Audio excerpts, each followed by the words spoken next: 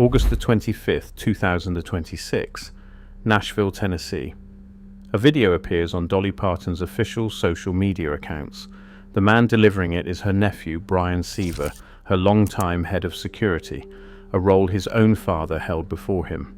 He says something unusual before he says anything else. He says this is a message Dolly asked him to record years ago, long before he ever expected to actually need it. Then he tells the world that Dolly Parton has died at 80 in Nashville. No cause of death is given, not that day and not in the days that follow. What is available, if you go looking, is something almost as revealing as a diagnosis, a year-long trail of her own words, offered voluntarily in her own voice, describing a body that was quietly failing, while the woman inside it kept insisting she was fine. Start with the marriage, because everything that follows only makes sense once you understand what she'd just lost. Carl Dean died on March 3rd, 2025, at 82.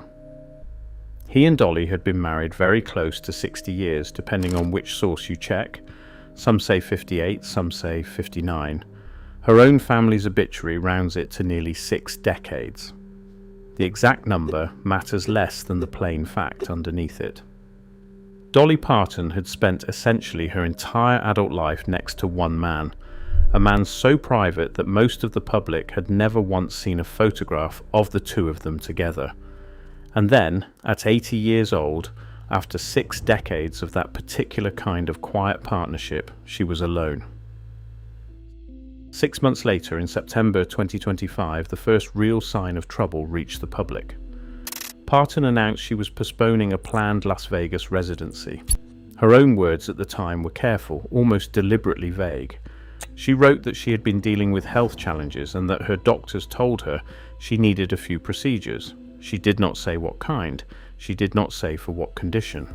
What she gave her fans instead was reassurance wrapped around an admission, a pattern that would repeat itself for the next 11 months. The following month, October, the story took a sharper turn, and notably it wasn't Dolly who sharpened it. Her younger sister, Frida Parton, posted on Facebook asking fans to pray for Dolly, saying she hadn't been feeling her best. That's a sister speaking outside the control of the singer's own carefully managed public messaging, and it clearly registered because the very next day Dolly herself released a video to calm the alarm her sister's post had caused. She told fans plainly that she knew people were starting to think she was sicker than she actually was. Whether that was accurate reassurance or a performer instinctively protecting her audience from worry is something nobody outside her inner circle can answer with certainty. What's documented is the sequence. Her sister worried publicly. Dolly moved quickly to calm it. By March of 2026, at the seasonal opening of her own theme park, Dollywood, the language shifted again, this time toward grief as much as illness. She told the crowd she'd been worn down and worn out, and she connected that exhaustion directly to losing Carl. She said she'd been working to rebuild herself, in her words, spiritually, emotionally, and physically. That's a striking thing for anyone to say about themselves in public, let alone an entertainer who had spent 60 years carefully curating warmth and cheer as her professional identity. It's worth sitting with the possibility that this wasn't simply a physical decline running on its own timeline. It was grief, doing what grief does to an aging body, compounding whatever else was already going wrong underneath it. Then, in May 2026, came the most specific health disclosure she ever gave the public. And it came with her trademark humour still fully intact, which somehow makes it land harder rather than softer. She cancelled another Las Vegas show, and this time she named something concrete. Kidney stones, and not a single incident of them, but a condition she said she'd been dealing with for years. Her exact description was that they dug more stones out of her in a year than a rock quarry back home in Tennessee. That's a joke. It's also a woman in her 7th decade of life describing a chronic, recurring, physically painful condition as though it was simply one more piece of local colour in her own life story. She went further that same statement, saying her immune system and her digestive system had gotten, in her words, all out of whack, over the past 2 or 3 years, and that she and her doctors were working hard to rebuild and strengthen both. Read that sentence slowly. 2 to 3 years. That timeline reaches back well before Carl's death, well before the September postponement, well before any of the health language the public had heard up to that point.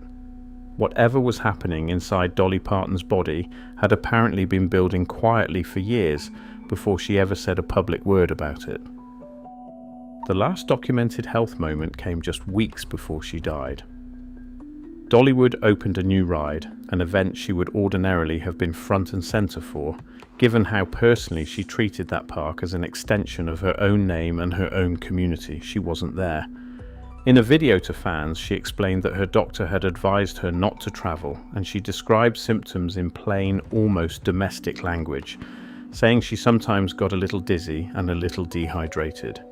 Dizziness and dehydration are not, on their own, dramatic words.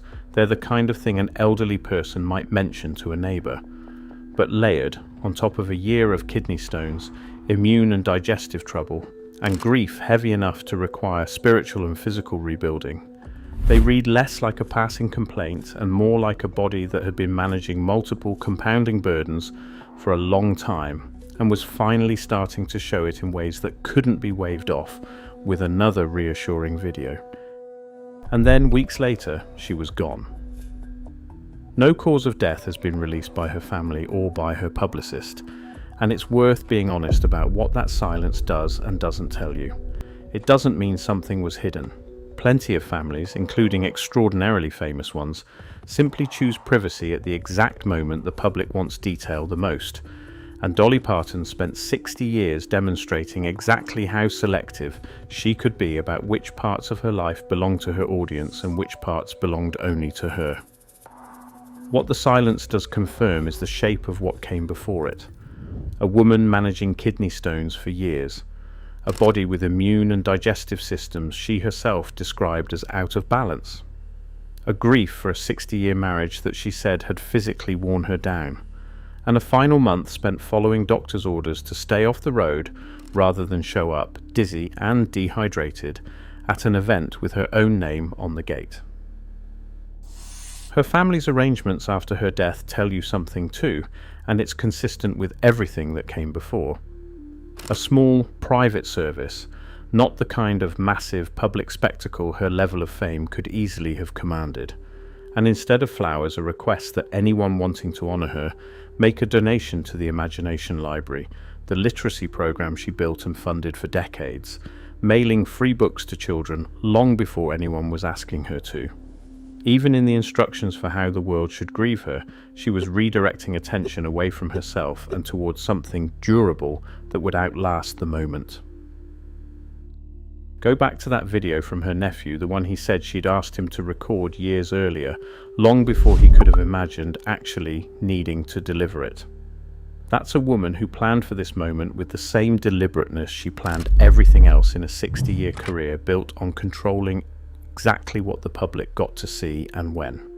She spent the last year of her life doing what she'd always done, giving her fans just enough information to keep them from worrying too much, while something serious was clearly building underneath the reassurances.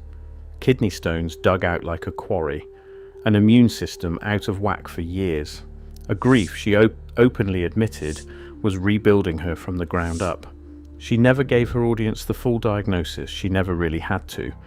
She gave them the truth in pieces, wrapped in enough warmth and enough humour that most people didn't notice how serious the pieces actually were, until the day the pieces stopped coming altogether. Whatever the full picture of her final months turns out to be, it doesn't change what actually defined her. 60 years of music that never once stopped meaning something to the people who grew up with it. A theme park that became a lifeline for an entire region. A literacy program that put books in the hands of millions of children who might never have owned one otherwise. Dolly Parton spent 80 years turning a childhood built on very little into a career that gave enormous amounts back right up until the end.